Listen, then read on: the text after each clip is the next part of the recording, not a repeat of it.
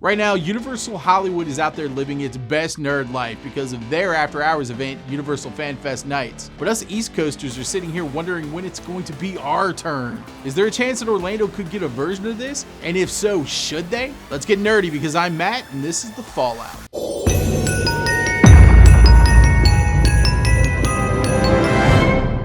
FanFest Nights is an after-hours event currently running at Universal Hollywood. It's kind of like Universal took all the best parts of going to a pop convention and cut out all of the fluff like autographs and panels and horrible body odor, then doubled down on all the cosplay and immersion. I feel like it's an event that lets adults play like they did when they were young. Last year, Hollywood kicked things off with a massive inaugural lineup featuring Star Trek, Back to the Future, and Dungeons & Dragons. This year, they kept the D&D and brought in Scooby-Doo, Sailor Moon, and an interactive Harry Potter experience. It's a pop culture fever dream, and I'm all about it. So why is this happening in Hollywood and not Orlando? When you strip away the East Coast FOMO, there are 3 very corporate reasons why my side of the country is left waiting in line.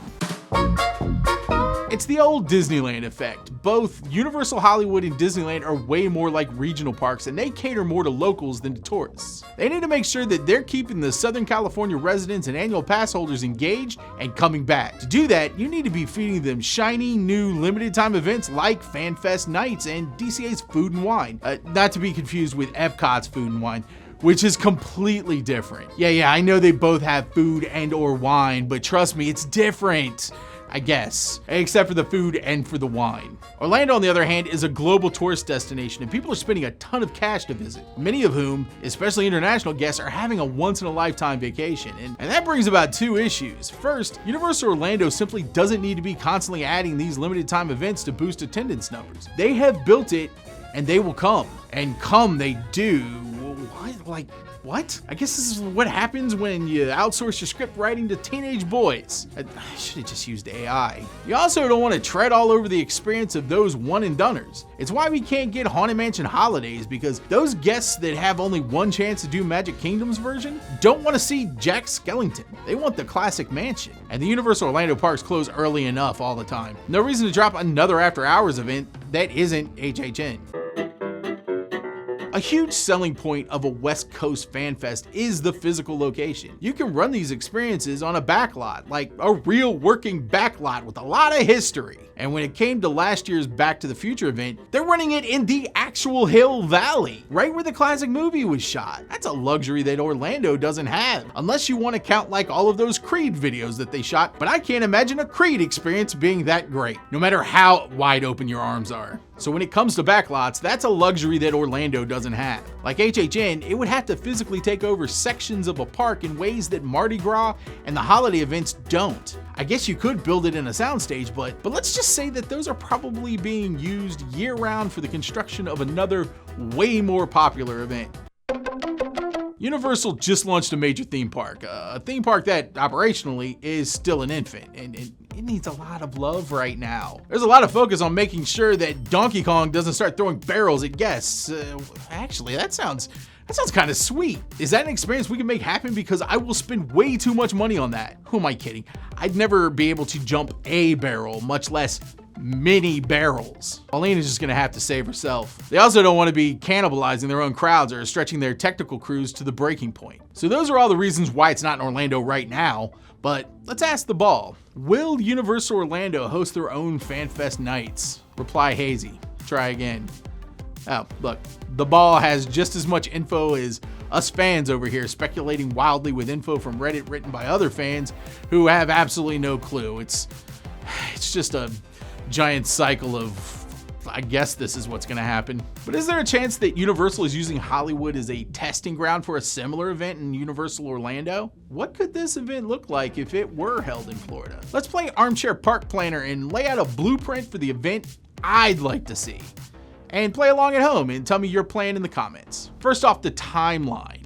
Because it's not like we can drop this thing right in the middle of summer and risk accidentally losing a bunch of cosplaying furries to heat stroke. And we also need to be far enough from Mardi Gras and holiday celebrations, and also nowhere near HHN. Plus we need to consider spring breaks. There's a lot of factors here. I guess I would drop it, well, I guess right where Hollywood has dropped theirs, mid-April right up until mid-May. And I'm gonna do something insane. Let's cap the attendance at 3,500. People pay premium prices for smaller crowds. We want these experiences to be worth the price of admission and also give it an elite feeling. If Firefest has taught us anything, it's that people want to brag on social media. Also, I'm pretty sure I took away the wrong message from Firefest. Now the location. Using the studios brings up a massive issue. If we want to do a huge walkthrough adventure like Star Trek, we're really going to need a soundstage. But I'm pretty sure there's going to be a lot of HHN construction happening during that time. Although, they usually have some pretty empty spaces to hold queues, and you don't need queues when you're making constructions. Is that how it's done, making constructions? I'll be honest, I don't know a lot about making construction sites. I just don't know if the studios is going to be able to provide enough space for everything. Plus, the theming at the studios is, well, it's kind of studio-y, and not the most perfect place for the type of deep cosplay I want to bring to this experience. I guess that leaves us with islands. Plenty of outdoor space, and it's easy enough to bring in properties that will work with the established islands. You know, Jurassic Park, it's a jungle setting, you could just plop anything down on that. Plus there's an amphitheater for a show at Toon Lagoon and enough room for all kinds of activities, like so many activities. There's all kinds of activities.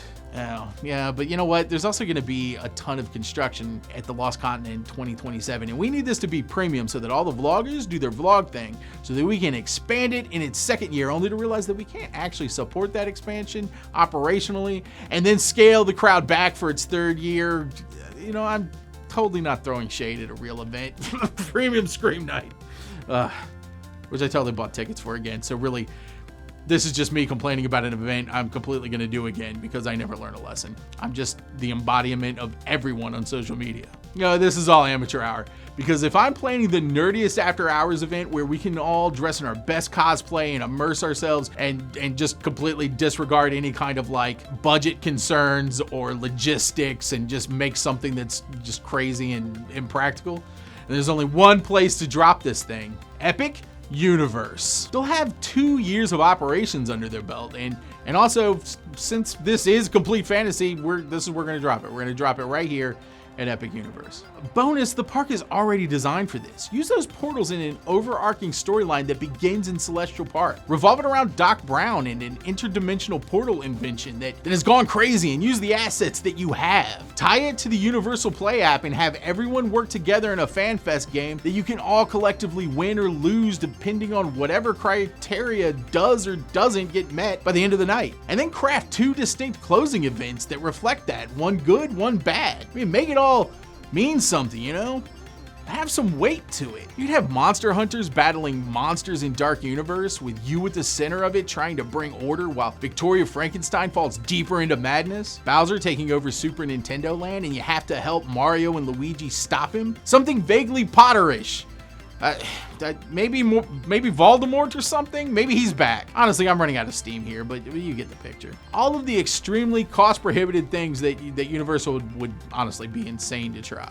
But really, it's almost like they built Epic Universe as the ultimate fan service park, so it just makes sense that you throw the ultimate fan service event. And since it's Epic, you won't affect the operations of the other 2 parks or City Walk. Although I'm sure there will be so many people just complaining about Epic Universe closing early, but whatever, those people should plan better, I guess. Not to mention, you're giving guests access to rides that they've spent 2 years trying to get onto without massive wait times. And then think of all the exclusive merch and food. I'd pay like $500 to get into that event. I'd probably pay $1,000 to get into the event. I know this because I've routinely been paying that much to do Premium Scream and RIP tours. So make this thing special and make it unique on this coast. And that is how I would do it. But what about you guys? What would your Universal Orlando FanFest nights look like?